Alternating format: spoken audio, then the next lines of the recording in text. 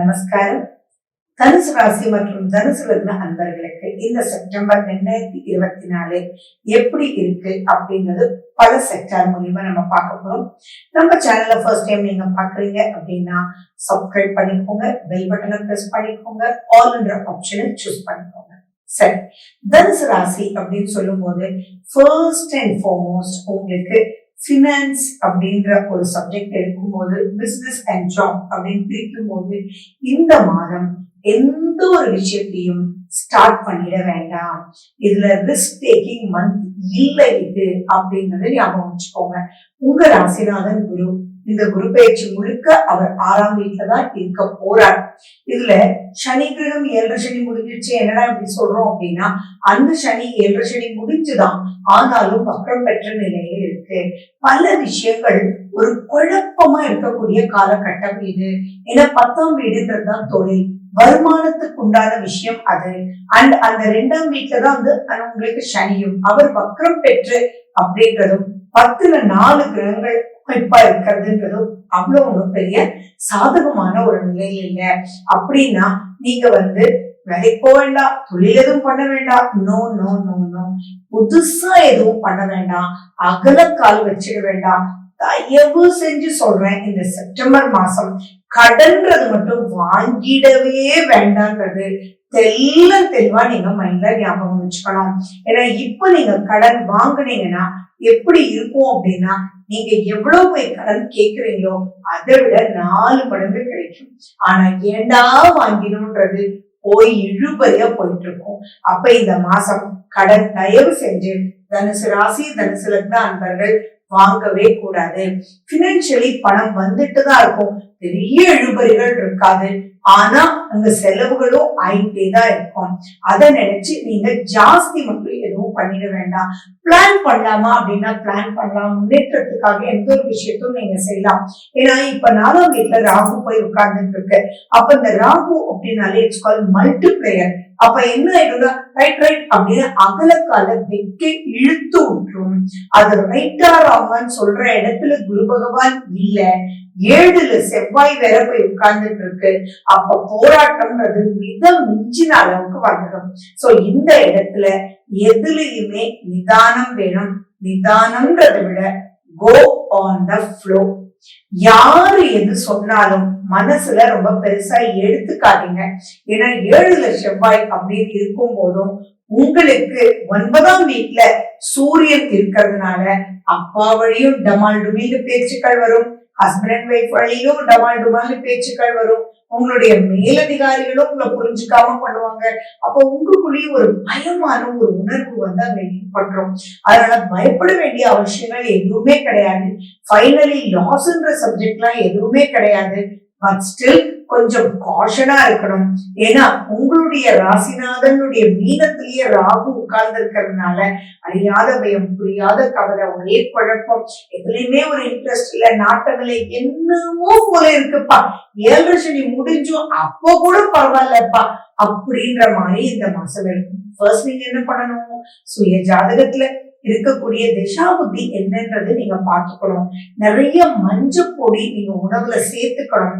மஞ்சளை நீங்க ஸ்மெல் பண்ற மாதிரி நீங்க பார்த்துக்கணும். இதெல்லாம் பயம்ன்ற ஒரு விஷயத்த தவிடுபடி ஆயிடும். அதே மாதிரி ஆன்டிபயோட்டிக் அப்படின்றது நிறைய உங்க உடம்புக்கு தேவை அப்படின்றதும் மைண்ட்ல வச்சுக்கணும். குடும்பம் அப்படின்னு எடுத்துக்கிட்டாலும் நான் ஏற்கனவே சொன்னேன், 2ஆம் வீடு தான் சனி பகவான், அவர் வக்ரம் பெற்று 3ஆம் வீட்டுல இருந்து டுவர்ட்ஸ் 2 தான் இருக்கா, 2ல இல்ல.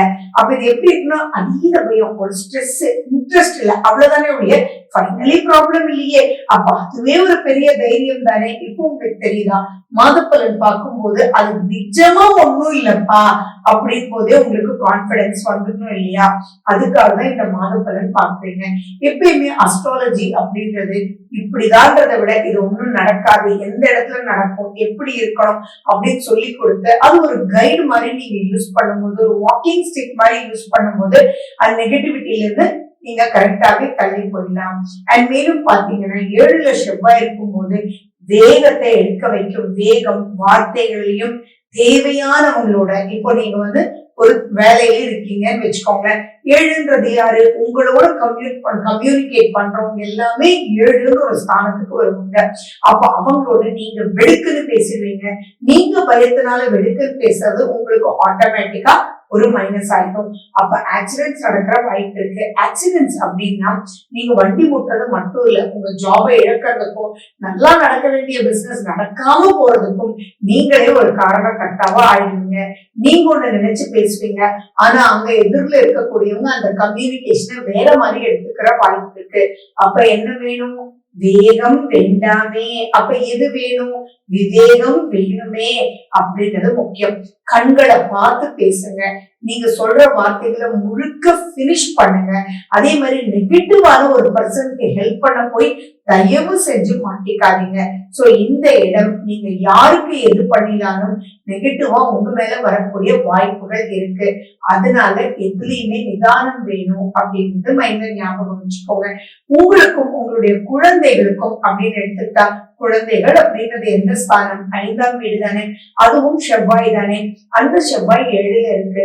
அப்ப உங்களுக்கும் குழந்தைகளுக்கும் மனஸ்தாபம் வரும். அப்ப பாருங்க, நாங்க குடும்பத்தை சொல்லிட்டோம், ஹஸ்பண்ட் ஒய்ஃப் சொல்லிட்டோம், குழந்தைகளை சொல்லிட்டோம், பார்ட்னர்ஷிப்ப சொல்லிட்டோம், நட்பு வட்டாரம் சொல்லிட்டோம். அப்ப இப்படி எல்லாம் இருக்கும்போது எப்படி இருக்கணும்? என்னடா நடக்குது, என்னடா இது அப்படின்ற மாதிரி இருக்கும். பட் அது என்னடா இது எல்லாம் சீக்கிரமே முடிஞ்சு போகும்போது. ஏன் அப்படின்னா 11ஆம் வீட்டுல சுக்கிரன் ஆட்சி பெற போறாரு இந்த செப்டம்பர் 18. அதுக்கு மேல என்னங்க? அப்போ இந்த ஸ்ட்ரெஸ், ஒரு என்னமோ பண்ணுது, இன்ட்ரெஸ்ட் இல்ல, லோன்லினஸ், யாருமே புரிஞ்சுக்கல, இந்த வார்த்தைக்கெல்லாம் முற்றுப்புள்ளி வைக்க வந்துட்டாரே நம்ம சுக்கிரன். அப்ப அந்த சுக்கிரன் 11ஆம் வீட்டுக்கு வரும்போது எல்லாமே உற்சாகமா மாறிடும்.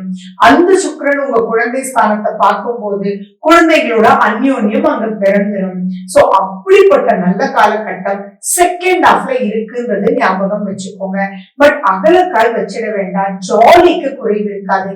எப்பயுமே மனசு சந்தோஷமா இருந்ததுன்னா எப்படிப்பட்ட விஷயத்தையும் ஜெயிக்க முடியும்ன்றது 18ஆம் தேதிக்கு மேல நீங்க புரிஞ்சுக்குவீங்க. நீங்க ஸ்டூடெண்டா இருந்தாலும் சரி, இப்போ உங்க டீச்சர் உங்களை புரிஞ்சுக்கலையே, நமக்கு மட்டும் மார்க் கம்மியா போட்டாங்களே, எல்லாருக்கும் அப்ளாஸ் கிடைக்குது, ஆனா நம்ம இவ்வளவு ஹார்ட் ஒர்க் பண்ணினாலும் கிடைக்கலையே அப்படின்றவங்களுக்கு எல்லாம் 18ஆம் தேதிக்கு அப்புறம் உங்களுக்கு ரொம்பவே நல்ல அற்புதமான ஒரு விஷயங்கள் காத்துட்டு இருக்குன்றது மைண்ட்ல ஞாபகம் வச்சுக்கோங்க. 18ஆம் தேதி வரைக்கும் கொஞ்சம் எச்சரிக்கையா இருக்கிறது தான் சுகம் சுகம் சுபம் சுபம் கூட அப்படின்றது மைண்ட்ல வச்சுக்கணும். ஆரோக்கியம்ன்ற ஒரு விஷயமும் ரொம்பவே நீங்க எச்சரிக்கையா இருக்கணும். ஏன்னா பயத்தினால் இல்லாததெல்லாம் புல் பண்ணி நீங்க யோசிக்கிற மாதிரி ஆயிடும். மேபி ஒரு 10 years முன்னாடி ஒரு ஸ்டோன் வந்திருக்கலாம், அதாவது கிட்னி ஸ்டோன் ஃபார்ம் ஆயிருக்கலாம். இப்ப யாரோ அந்த கிட்னி, யாரோ இல்ல, ஜஸ்ட் லைக் தட் நீங்க ஒரு ஷார்ட்ஸா பார்க்கலாம். அது உங்களுக்கு வந்துடுமோன்ற ஒரு பயம் இருக்கும். அப்போ இல்லாத ஒரு விஷயத்த கூப்பிட்டு பயப்படுற மாதிரியும், வந்துட்டா என்னடா பண்றதுன்னு அந்த வலியே ஃபீல் பண்ற மாதிரி உங்களுக்கு ஏற்பட்டுரும். சோ இதுல நீங்க எந்த ஒரு பாயிண்டையும் மனசை நிதானமா வச்சுக்கோங்க. தயவு செஞ்சு நீங்க மெடிடேட் பண்ணுங்க. பொதுவாகவே குரு அருள் பெற்றவங்க நீங்க. சோ இதுல இருந்து வெளியில வர்றதுக்கு உங்களுக்கு என்ன தெரியுமா பரிகாரம்? ஜாலின்ற ஒரு வார்த்தை தான் பரிகாரம். அந்த ஜாலி அப்படின்றது விரயம் செஞ்சு ஜாலி கிடையாது. உண்மையான ஜாலியா மனோநிலையை நீங்க வச்சுக்கோங்க. பாசிட்டிவா இருக்கிறதுக்கு உண்டான டெக்னிக்ஸ் இன்னைக்கு நிறைய வந்துட்டு இருக்கு. அதுல எது உங்களுக்கு ஃபேவரபிளா இருக்கோ அதை நீங்க ஃபாலோ பண்ணி அதை பாசிட்டிவாகவும் ஜாலியா எடுத்துட்டு போயிட்டீங்கன்னா போதும். அண்ட் மேலும் நீங்க கண்டிப்பா இஎன்டில கேர்ஃபுல்லா இருக்கணும். முகம் சம்பந்தமானதுல கேர்ஃபுல்லா இருக்கணும். எக்ஸ்கிரீட்டரி ஆர்கன்ஸ்ல கேர்ஃபுல்லா இருக்கணும். லேடிஸா இருந்தா யூட்ரஸ்ல கேர்ஃபுல்லா இருக்கணும். அதே மாதிரி லாங் டைம் டயபெட்டிக் இருக்கிறவங்களுக்கு இப்ப யூடிஐ வர்றதுக்கு நிறைய வாய்ப்புகள் இருக்கு. அதனால அதுல கேர்ஃபுல்லா இருக்கணும். கிளீனான இடத்தை யூஸ் பண்றதுக்கு நீங்க ரொம்பவே பழகணும். வயிறு சம்பந்தமான விஷயத்திலயும் நீங்க ரொம்ப ரொம்ப கேர்ஃபுல்லா இருக்கணும். எந்த இடத்துலயும் வாக்குவாதம் வேண்டாம். எல்லாத்துக்கும் நீங்க ஞாபகம் வச்சுக்க வேண்டியது ஒரு அழகான ஒரு ஸ்மைலி. சோ உங்க முகத்துல நல்ல ஒரு பொன் சிரிப்பு அப்படின்றது இருந்துட்டாலே போறோம். நெகட்டிவா போன் பண்ணிடுங்க. பாசிட்டிவ்க்குள்ள அப்படின்றத எக்ஸ்பெக்ட் பண்றது 18ஆம் தேதிக்கு மேல பண்ணுங்க. அப்ப எல்லாமே சூப்பரா உங்களுக்கு மூவ் ஆகும்ன்றது நீங்க தெளிவா நீங்க ஞாபகம் வச்சுக்கணும். சோ இந்த மாதிரி பல பதிவுகள் உங்களுக்கு நான் கொடுத்துட்டே இருப்பேன். சோ என்னதான் இருந்தாலும் உங்களுடைய சுய ஜாதகம் தான் 60 to 70% ஞாபகம் வச்சுக்கோங்க. உங்க சுய ஜாதகத்தை நீங்க பார்க்க விரும்புறீங்க அப்படின்னா போன் பண்ணி ஒரு அப்பாயின்மெண்ட் வாங்கிட்டு நீங்க வந்துடுறது ரொம்பவே நல்லது. அண்ட் நீங்க ஆடியோ கால் பண்ணலாம், வீடியோ கால் என்னோட பேசலாம், நேர்ல முடியும்னாலும் வரலாம். Choice is yours. சோ இந்த மாதிரி பல பதிவுகள் தொடர்ந்து பார்க்கறதுக்கு நம்ம சேனலை நீங்க சப்ஸ்கிரைப் பண்ணிக்கோங்க. நன்றி, வணக்கம்.